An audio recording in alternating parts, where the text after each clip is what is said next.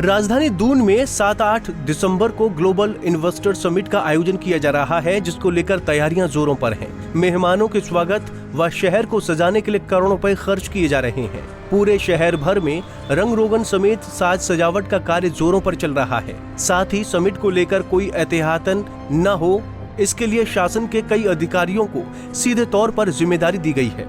वहीं MDDA अध्यक्ष बंशीधर तिवारी को ग्लोबल समिट को लेकर दून को सजाए जाने को अपना पहली प्राथमिकता बताई।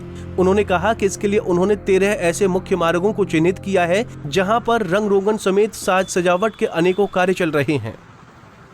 नहीं, देखिए, अभी मुख्य सचिव महोदय की अध्यक्षता में बैठक थी और जो हमारा इन्वेस्टर समिट होना है उसमें मेन इवेंट जो तैयारियां करनी है उसके लिए जो अलग अलग कमेटीज बनी हैं, वो चाहे इन्विटेशन की है, चाहे इवेंट की है, चाहे सुंदरीकरण की है, सारी समितियों की बैठक हुई थी। उसमें निर्देश दिए गए हैं कि जो भी काम करने हैं उसको समयबद्ध तरीके से पूरा कर लिया जाए। सुंदरीकरण का काम हम लोग प्राधिकरण से कर रहे हैं, उसमें भी हम और तेजी ले आएंगे ताकि अगले 5-6 दिनों में हम लोग उसको कंप्लीट कर लेंगे। कौन कौन से ऐसे एरिया हैं सर जहाँ पे सौंदर्यीकरण का कार्य किया जा रहा है, खासकर ऐसे देखिए, मुख्य जो देहरादून के मार्ग हैं, 13 सड़कें, वो लगभग सभी हमने ले ली हैं। जौलीग्रांट से आते समय या रायपुर की है या जो हमारा प्रिंस चौक का है, राजपुर रोड है, सारी रोड्स जितनी मुख्य सड़कें 13 सड़कें हमने चिन्हित कर रखी हैं और उस पर हम लोग काम कर रहे हैं। सर, एक दूसरा फसाड नीति के तहत बता दें कि समिट में कई उद्योगपतियों की आने की उम्मीद जताई जा रही है।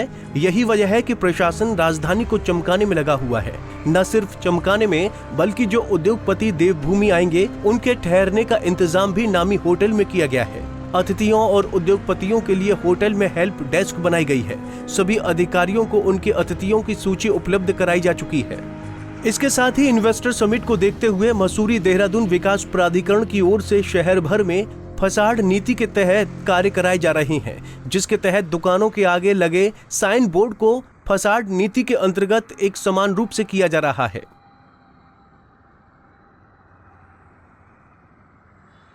देखिए, ऐसा है, ये बेसिकली एक देखें तो शहर के हित में लिया गया निर्णय है और देहरादून एक ऐसी जगह है जहाँ पर पर्यटन, आप देख ही रहे हैं कितने पर्यटक आते हैं, वो चाहे चार धाम का हो, चाहे वैसे टूरिस्ट का हो, तीर्थयात्री और पर्यटक दोनों आते हैं। तो निश्चित रूप से शहर ऐसा दिखना चाहिए कि जो अच्छा लगे। तो अगर कोई विरोध है तो उनसे हम लोगों ने बात किया भी था। बेसिकली पुराने साइन बोर्ड को हटाने का था, वो हमने बात कर लिया था, क्योंकि हमने एक सिमेट्री रखी, एक रूपता रखी कि एक ही तरह के साइन बोर्ड लगा रहे हैं।